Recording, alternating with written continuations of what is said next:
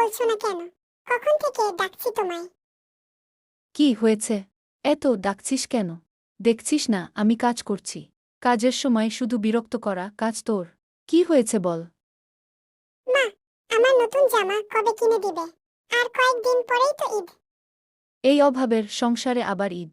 রাতে খেতে পাবো কি না জানি না। তোর বাবার কাজও নেই। আর তুই ঈদের জামা চাইছিস মা? মায়ের এমন কথা শুনে ফাতেমার মনটা ভীষণ খারাপ হয়ে গেল। সে মন খারাপ করে সেখান থেকে চলে গেল।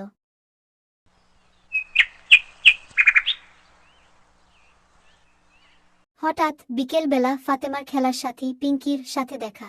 সাথে ওর বাবাও ছিল। ফাতেমা কথা বলার জন্য দাঁড়ালো। তুই কোথায় গেছিলি পিঙ্কি? আমি তোদের বাড়ি গেছিলাম খেলার জন্য, কিন্তু বাড়িতে কেউ নেই। ও, আমি বাবার সাথে নতুন জামা কিনতে গেছিলাম। কয়েকদিন পরেই তো ঈদ। তুই ঈদের জন্য জামা কবে কিনবি? আমি আমিও কিনবো তো। আমাকেও কিনে দিবে নতুন জামা। পিঙ্কিরা চলে গেল। ফাতেমার মনটা খারাপ হয়ে গেল। ফাতেমা পিঙ্কিদের চলে যাওয়ার দিকে তাকিয়ে থাকে। কই গো গিন্নি, এক গ্লাস পানি দাও তো। খুব গরম পড়েছে বাইরে, গলা শুকিয়ে গেছে। ফাতেমা কোথায়, ওকে তো দেখছি না। ওর কথা আর বলো না। দুপুরে একবার বাড়ি এসেছিল, তারপর আর ওর দেখা নাই। মেয়েটা ভীষণ নতুন জামা কেনার বায়না ধরেছে। দেখো তো চেষ্টা করে। চেষ্টা কি আর কম করছি? একটা মাত্র মেয়ে আমার। আমার কি ইচ্ছে করে না ঈদের দিন মেয়েটা নতুন জামা পরে ঘুরে বেড়াবে? দেখি কোনো উপায় হয় নাকি। ছোট্ট ফাতেমা কান্না করতে করতে গভীর জঙ্গলে চলে আসে। ফাতেমা বসে বসে কান্না করছিল। তখন সেই পথ দিয়ে এক ধনী লোক যাচ্ছিল। এই মেয়ে, কে তুমি? কান্না করছো কেন? আর এই গভীর জঙ্গলে তুমি কিভাবে এলে? আমি ফাতেমা। আমার গ্রামের নাম রসুলপুর। আমি হারিয়ে গেছি কাকু। আমি বাড়ি যাব। বুঝলাম। তা তুমি এই জঙ্গলে কিভাবে এলে? আমি মায়ের কাছে নতুন জামা চেয়েছিলাম, তাই মা বকেছে, তাই রাগ করেছিলাম। আসলে আমরা তো খুব গরিব। ঈদে আমাদের জামাও হবে না, ভালো খাবারও হবে না।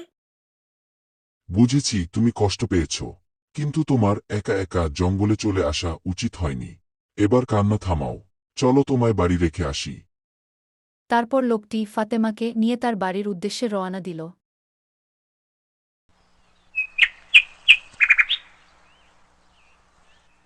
কি গো ফাতেমার বাবা, সন্ধ্যা যে হয়ে এলো, ফাতেমা তো এখনও বাড়ি ফিরল না।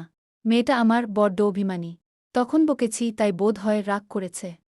তা জানোই যখন তখন বকতে গেলে কেন? ভালো করে বোঝালেই তো পারতে। আমি বরং পিঙ্কিদের বাড়ি দেখে আসি, ওখানে আছে কি না।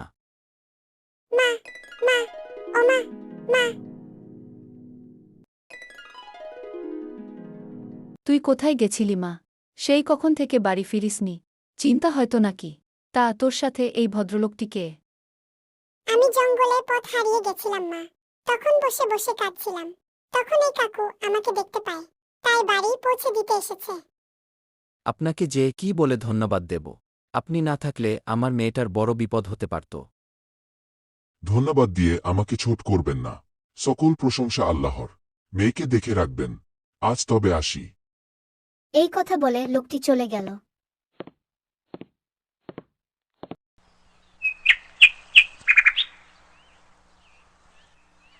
বাড়িতে কেউ আছেন? বাইরে কারো ডাকার আওয়াজ শোনা গেল মনে হয়। যাই দেখি তো গিয়ে।